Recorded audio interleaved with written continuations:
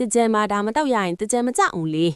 ဒီနေ့လူ100စာမုန်းလက်ဆောင်တိုင်မယ်ကဲအားလုံးပဲမိဖို့ကြောင့်နဲ့ကြွခဲ့ကြပါရှင်လုတ်စရာတွေကအများကြီးပဲနော်ထန်းလက်ခဲတွေကိုအရင်ဆုံးခုတ်ကြမယ်ကြွက်လေးပြီးရင်ရေနဲနဲနဲ့ဖိနေအောင်ကြိုလိုက်မယ်အနံ့လေးကမွေးနေတာပဲ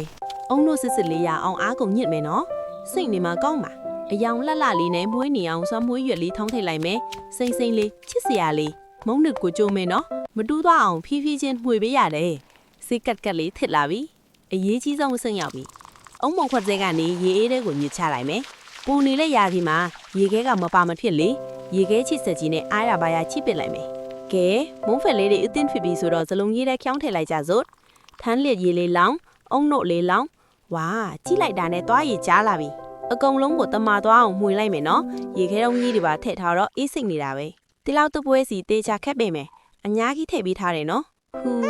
အေးမြပြီစိတ်နေတာပဲကိုလက်ရလေးမြတကယ်ရှယ်ပဲအလူလာဖို့အသင့်ပဲလားလာတော့ကြပါဦးမြို့တကြံကြီးလေးပြတ်သွားဦးနော်တတာ